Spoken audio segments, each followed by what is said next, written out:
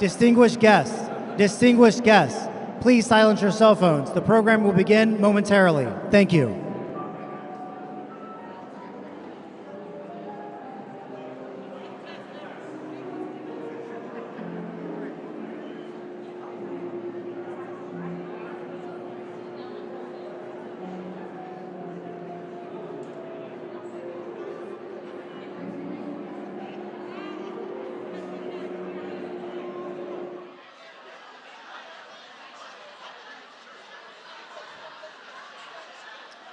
Lectern check, 1, 2, 3, 4, 5, 6, 7, 8, 9, 10.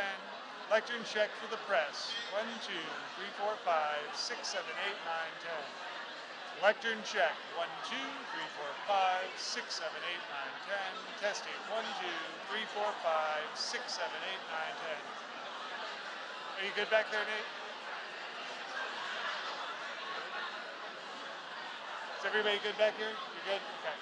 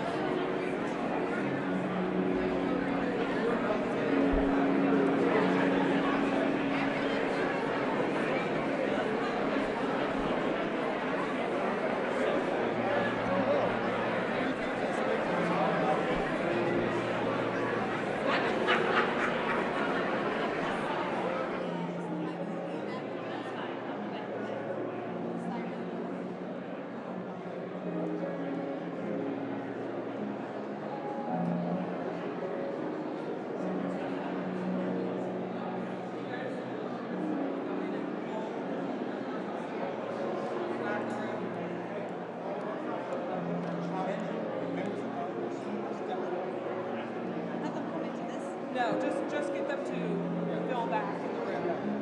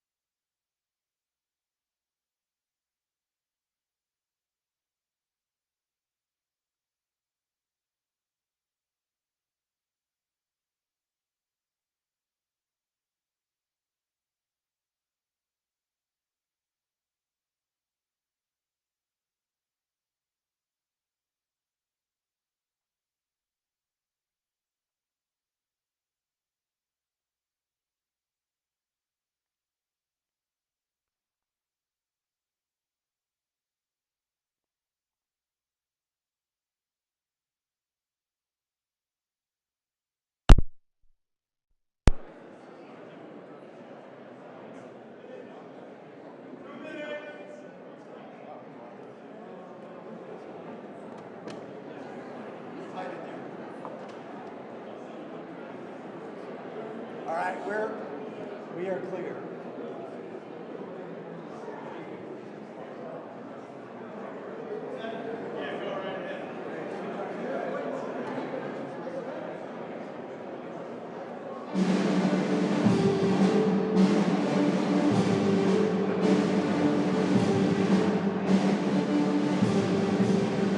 Distinguished guests, the President of the United States, accompanied by the Vice President of the United States and Dwayne Portis Jr.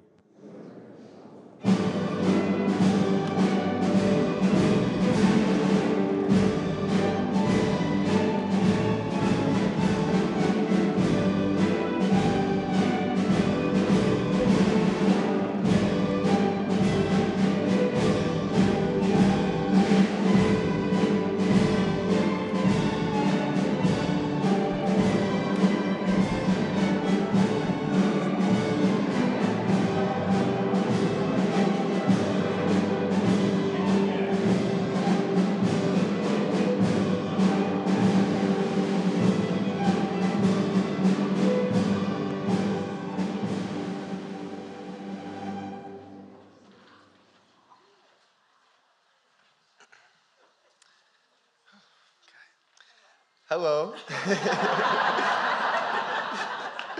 My name is Dwayne Portis Jr. I'm a high school senior from the south side of Chicago.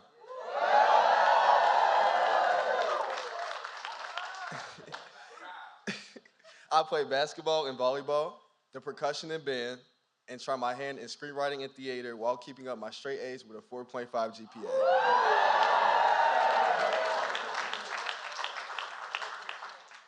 Two weeks ago, my classmates were invited to a screening of the movie Till here at the White House. Emmett Till was about my age when he left Chicago to visit his family in Mississippi. We all know the story of how he never came back, but how he never left our nation's conscience. I wasn't able to attend the screening, but my friends told me how cool it was to see President Biden and what it means to be in a place where you feel seen in the history of our country. I thought I missed my chance for good until the White House asked that I join you all today. And it is truly amazing to be here, especially with my mom. She instilled in me the values of hard work, faith, and service. As a family, we volunteer at food pantries and clothing drives. Seeing how mental illness impacts my peers, I've organized events to raise awareness and advocate for additional services. I also mentor middle school students and collaborate with nonprofits in the Chicagoland area to safeguard our environment. For me, Black history isn't just about the past. It's about what we all do in big and small ways to build the future we all want for our communities and our country. That's why it's incredible to be with two people who are making that future possible. President Biden, thank you for welcoming me and my mom and all my friends to the White House.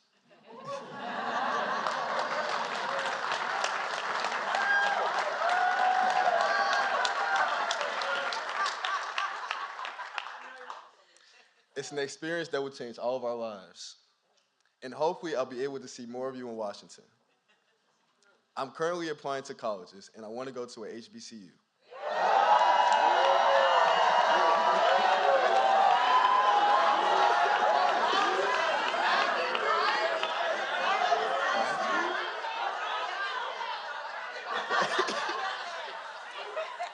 But my top choice is Howard University.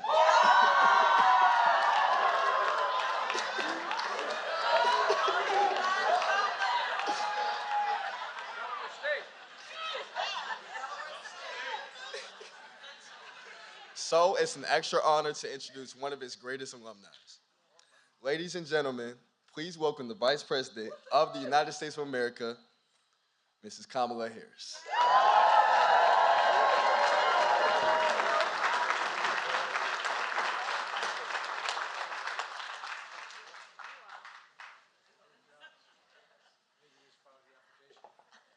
I think he's gonna get in.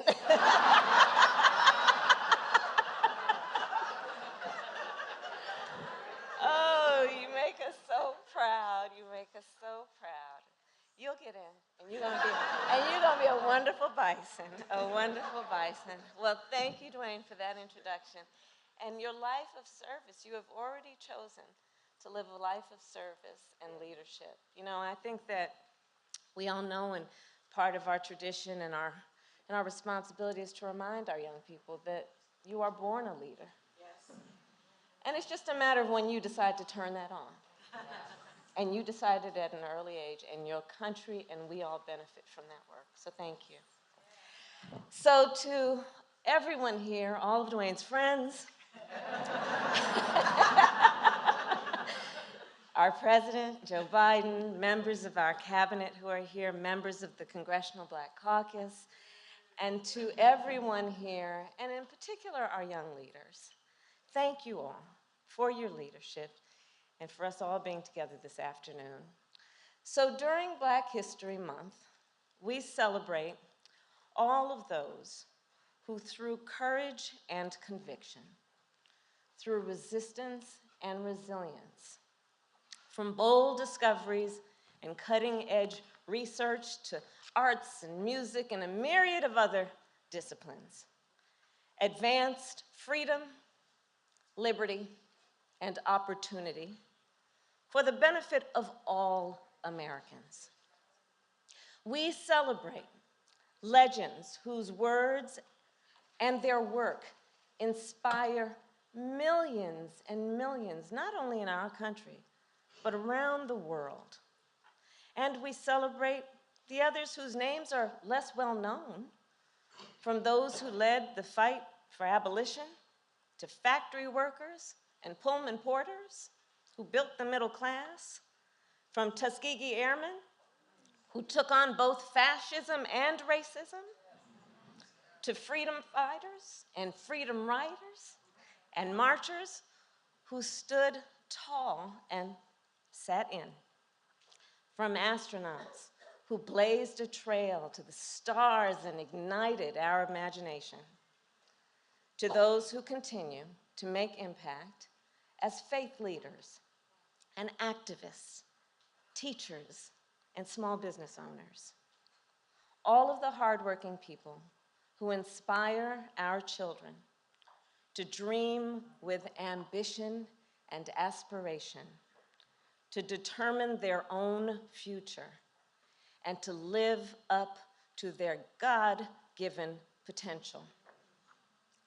It is those stories that remind us that Black history is American history.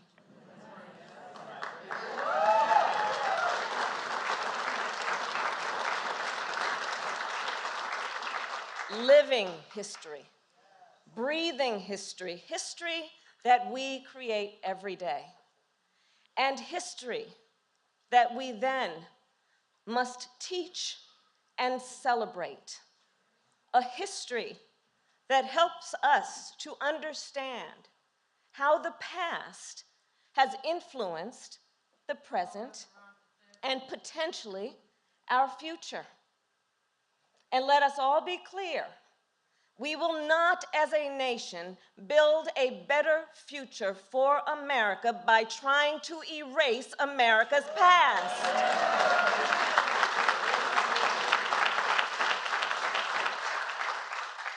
This month, and all year round, we must recognize the full arc of our nation's history. And as I've said many times before, I do believe history to be a relay race of sorts. We have each been passed the baton, and then we run our part the best way we can, and then we pass the baton to the next generation. So during Black History Month, we celebrate the heroes of the past, as well as those who currently carry the baton. The innovators and barrier breakers across our country and in this room, those who inspire our nation through their work and their example. And as we work then to carry that baton further, let us continue to make progress in the many ways that we do, understanding the interconnection between all of our work and our collective work in the fight for justice. When we replace, for example, every lead pipe in our nation and put more electric buses on the road, we not only fight the climate crisis, we invest in infrastructure and all of those babies who should not have to drink toxic water. We fight the crisis of maternal mortality and other health inequities, understanding it is about elevating our response to a public health crisis, and it is also about addressing systemic inequities that led to those outcomes in the first place. When we make sure all entrepreneurs can access the capital they need to start and grow a business, we know it is about creating economic growth and opportunity, and also dealing with a history where far too many were excluded from the opportunity to be on that path of gaining economic wealth. When we help Americans afford to buy a home, we build intergenerational wealth and address the legacies of disparities. In the relay race of history, the baton is in our hands, and we have a President of the United States who is so deeply committed, and I see this every day, who is so deeply committed to pass on a better and more just America. So please join me in welcoming the President of the United States, Joe Biden.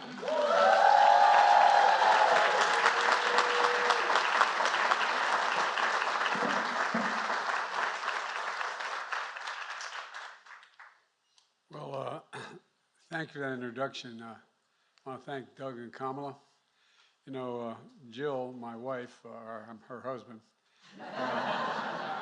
you all think I'm kidding. Jill wanted to be here. She just got back from her trip to Kenya and Namibia. And it was a very substantive trip, powerful trip as a follow-up to the African Leaders Summit. We hosted here in December to deepen the relationship between America and countries across that continent. She met with the presidents and first ladies of both countries. She spoke to more than 1,000 young people, the first generation born out of apartheid in Namibia, and empowered them as keepers of democracy. In Kenya, she met families affected by devastating drought and food insecurity and made worse by Putin's brutal assault on Ukraine. And it made it clear that America's commitment to Africa is real, and Jill showing up, just being there, is testament to that commitment. It was a trip she'll always remember, and while she couldn't be here tonight, we're honored to welcome all of you to the White House, your house, Black History Month.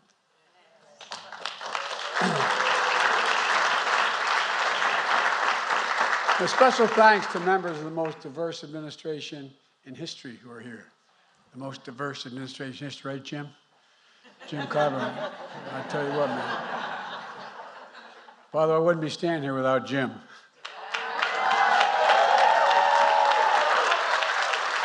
Thanks to the members of Congress who are here, starting with the first Black party leader in Congress in our nation's history, Hakeem Jeffries.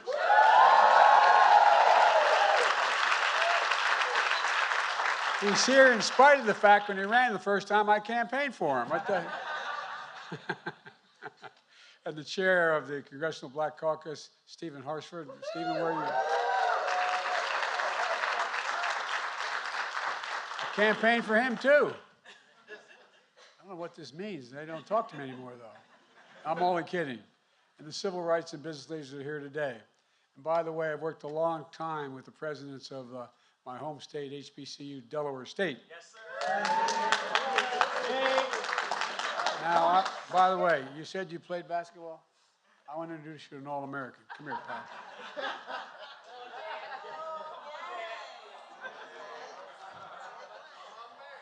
You see this guy here? He's better than Tiny Archibald. This is a guy first team all, not a joke, not a joke. He would have been playing pro ball, except his feet got flatter when he got older. His one daughter ran my office in Delaware for a long time, the reason I'm here. And his second daughter here happens to be the congressman from the state of Delaware.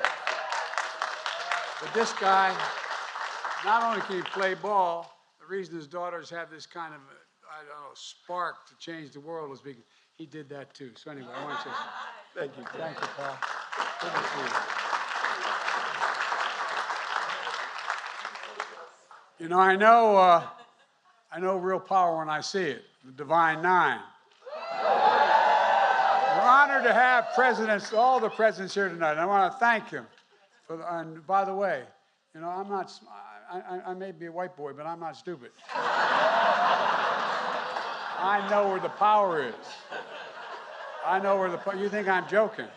I learned a long time ago about the Divine Nine. And that's why I spent so much time at Delaware State campaigning and organizing my campaign in Delaware. But all the presidents are here. I know we are the first administration in history to not only have all the presidents here at one time, but we have a permanent office here with the Divine Nine. But I got worried. We got so many damn guys working with me from Morgan State. Morgan, man, I'm a little worried about it. Anyway, I'm not going to get in the middle of that. I shouldn't kid about it. I should know better. Look, folks, I also want to thank the marching band of Virginia State University.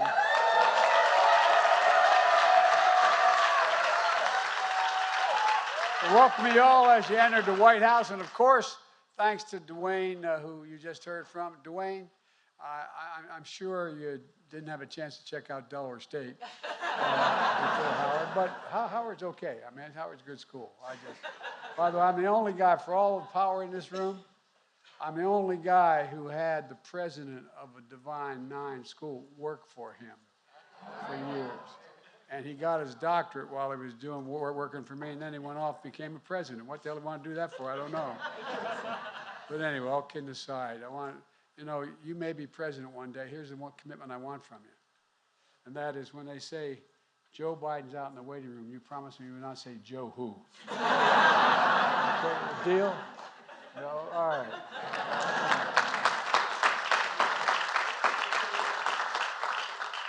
As Dwayne just referenced, we recently hosted a screening of the movie Till.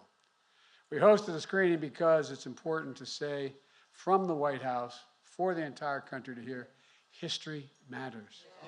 History matters, and Black history matters. Look, I can't just choose to learn what we want to know. We learn what we should know. We have to learn everything, the good, the bad, the truth, and who we are as a nation. That's what great nations do. That's what great nations do. And we're a great nation. And that's why the great historian, Carter G. Woodson, Dean of Howard University, more than 100 years ago, had a vision and a purpose. He thought there should be a Black History Month. First guy to do it, the best of my knowledge. And it's turned into Black History, I think he said Black History Week the first time. And it turned into Black History Month. And look, the legacy that's been continued by the Association for the Study of African American life and history. It's a legacy that continues today as we celebrate the vast contributions Black Americans have made to American history. We celebrate all of you and the progress we made together the past 2 years. Progress to lay the foundation for a stronger, more resilient, more equitable economy that grows from the bottom up and the middle out. So the poor have a ladder up, the middle class do well, and the wealthy always do well when everybody else does well. So I ain't worried about them. All kidding aside, they do well. This idea somehow we're only focusing on middle class and the poor. The wealthy do very well when the middle class are doing well. We created over 12 million jobs, the strongest job growth of any presidency in the first 2 years of our history. Black unemployment is near record lows. Wages for Black workers are up in the 2 strongest years ever for small business creation, which includes strong growth in Black small businesses. And guess what? It's not just the business that gets started. Imagine what the neighborhoods would be without those small businesses, without the beauty shop, the drugstore. It's the center of what creates a community, the engines and glue to keep communities going. So it's not just the small business. More Black Americans have health insurance today than any previous time in American history. And with the help of many of you, we've got millions of people insured under the Affordable Care Act by making it easier for them to sign up and making it more affordable, saving millions and millions of dollars overall for people making, and people getting $800 a year break in their health insurance. For the first time, we've empowered Medicare to negotiate drug prices. We finally beat them. Finally took them on because of the people in this room. That means instead of paying $300-400 a month for insulin, as of January 1st, it's capped at $35 a month, period, for those on Medicare. The parents, grandparents, aunts, and uncles, we also capped out-of-pocket costs for seniors in Medicare at a maximum of $2,000 per year, no matter what their costs are. They're not going to be more than $2,000 beginning in 2025 because some of those cancer drugs they have to pay for are $10,000, $12,000, $14,000 a year. Total $2,000 a year, no matter how much your costs are. We passed a law to make the biggest investment ever in climate than any time, anywhere in history. And look, in particular focus, what we talked about a lot, Jim and others and I, we talked about those fence line communities. Those fence line communities suffered the most consequences of being smothered by pollution. Think of Cancer Alley in Louisiana or Route 9 in the state of Delaware. They're the first out we're going to take care of. They're the first of the Americans we're going to take care of with this new legislation. And our once-in-a-generation infrastructure laws modernize Americans' roads, bridges, ports, airports, and with equity at the center of everything we do. Our Justice 40 initiative means that 40% of the overall benefits of clean energy, transit, and clean transit, and many other things is going to go to those underserved communities. That's the objective. We're replacing, as was mentioned by my colleague, our vice president, poisonous lead pipes for every child in America being eliminated. We got schools, 400,000 schools and nurseries that have these lead pipes in them. We can turn on a faucet at home and drink clean water. We're delivering affordable high-speed internet to every single household. No parent should have to pull up in front of McDonald's for their kid to be able to do their homework. No, it's for real.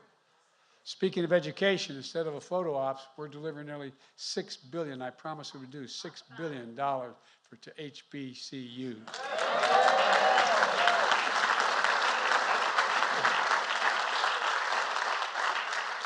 Without the kind of foundations that other schools have, we got to make sure they have the same laboratories, the same research capacity that everybody else, because their students can do anything anybody else can do, but they need to have the facility to do it.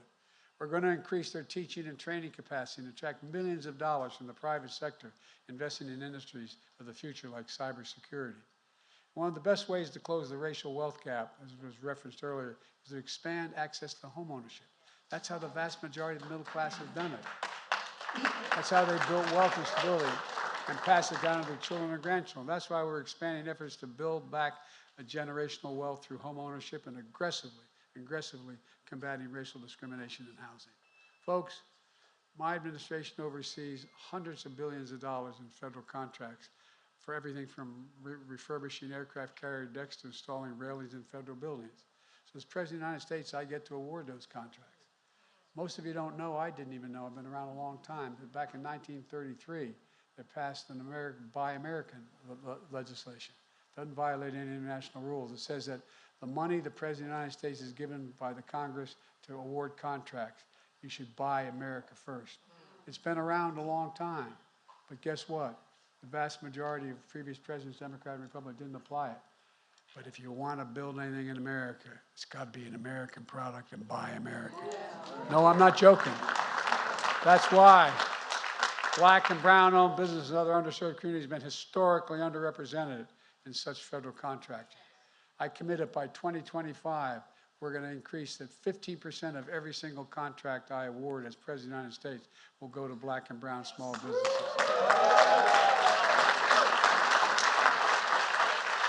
And the effect of that is that'll bring an additional $100 billion in federal contracting money to these communities. To deliver equal justice under the law, we're building a federal bench with judges that reflect all of America, led by Ketanji Brown Jackson.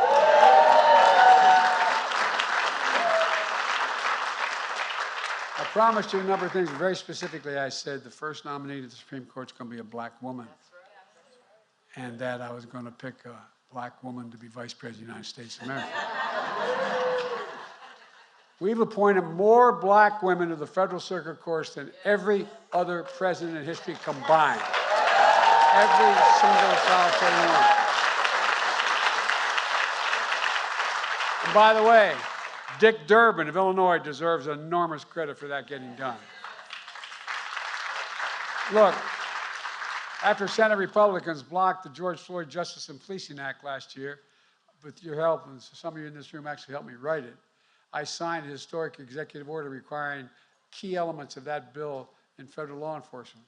I banned chokeholds, greatly restricted no-knock warrants, created a national database for officers' misconduct, and to lighten use of force policies emphasizing de-escalation in the way in which police officers work. To take a fresh approach to recruit, hire, train law enforcement, all of which are tied to effective and accountable community policing and advance public trust and safety. And as I made clear in the State of the Union, with the presidents of Tyree Nichols as our guest, his mom and dad, we need a Congress to come together to pass police reform legislation.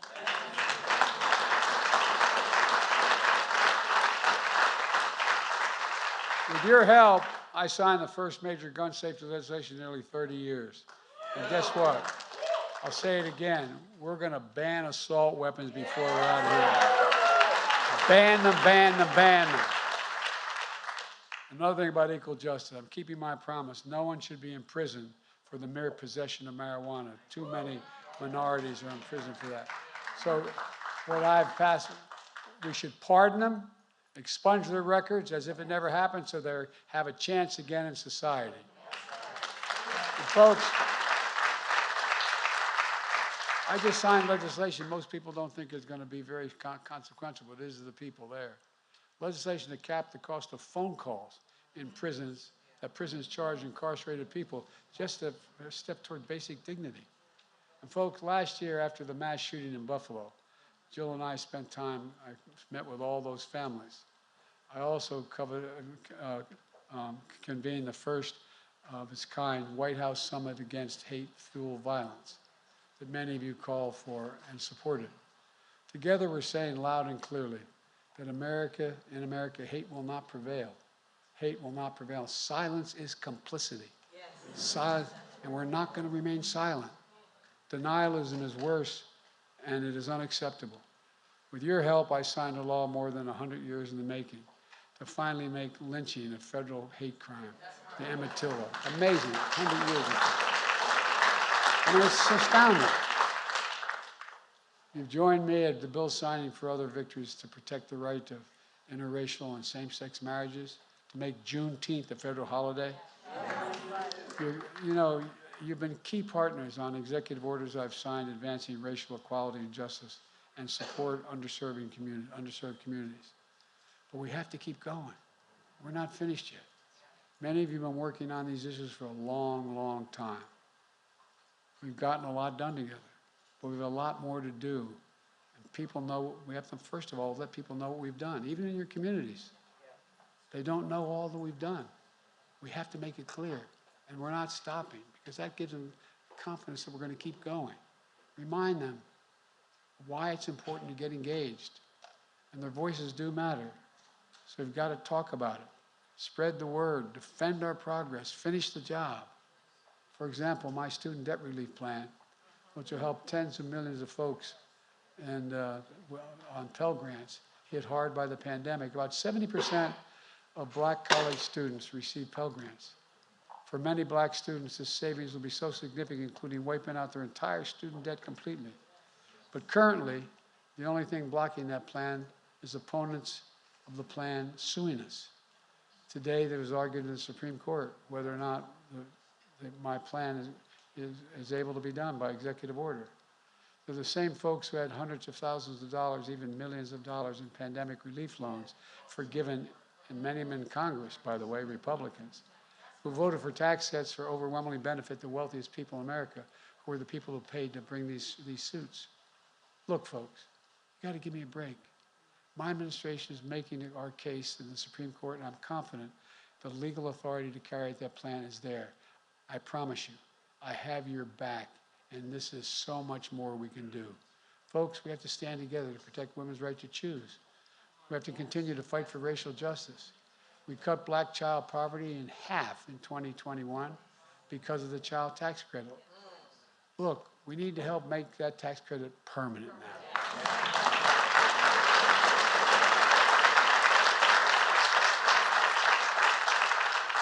I signed the Bipartisan Electoral Count Reform Act to protect the will of the people and the peaceful transfer of power. We must get the Congress to vote on the John Lewis Voting Rights Advancement Act and the Freedom to Vote Act. I made clear that we cannot let the filibuster be an obstacle protecting that sacred right to vote.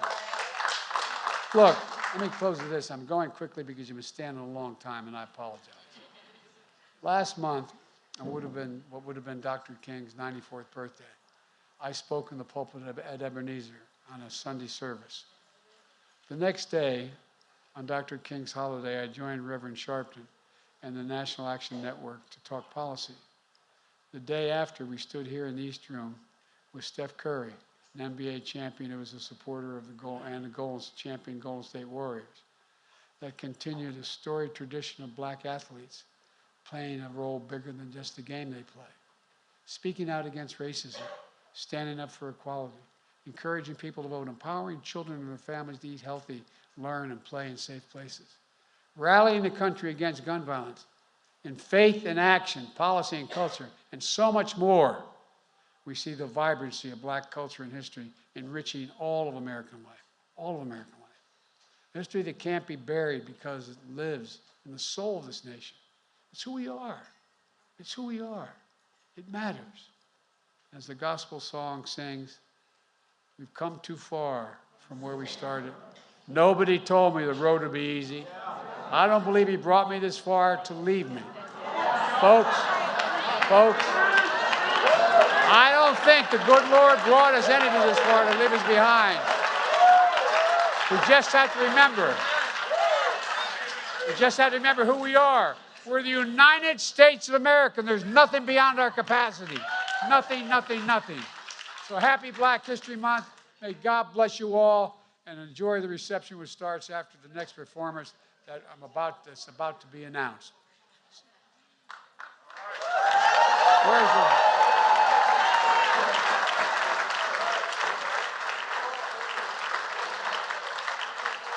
All right, who's going to announce? They're going to announce it? All right. Distinguished guests, please welcome Anthony Brown and Group Therapy.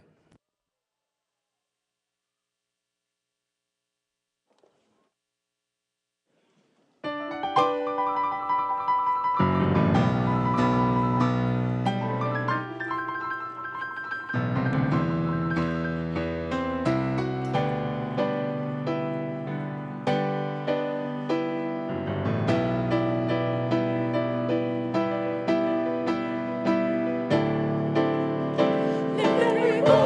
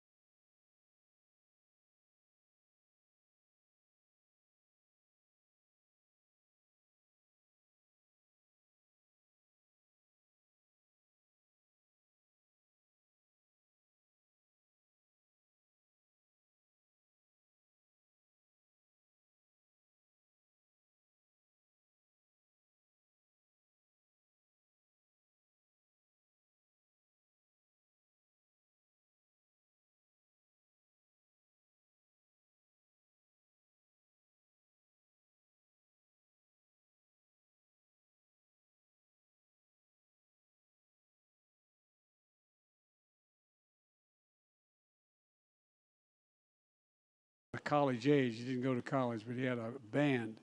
And my dad played a reed instrument. He played the saxophone and the clarinet, and he could sing and he could dance. He'd look at me once in a while and said, "Joe, I don't know where you came from, honey. You have no lip, you can't sing, and you can't carry a tune in a wheelbarrow, but I still love you anyway." But at any rate, thank you all so much. I mean this sincerely. I want to thank the talent, but also want to thank the talent in this room. We wouldn't be anywhere without the people in this room. Not a joke. Not only would I not be standing here, we wouldn't have passed all the stuff that's made a difference. I look back on my career of 280 years here. But all kidding aside, every time we were told we couldn't do something, we got it done. We're going to do it again. So as my mother, my Irish Catholic mom would say, "God bless you, dear. Let's go get them," okay? Thanks. Distinguished guests, please remain in the East Room as the President and Vice President depart.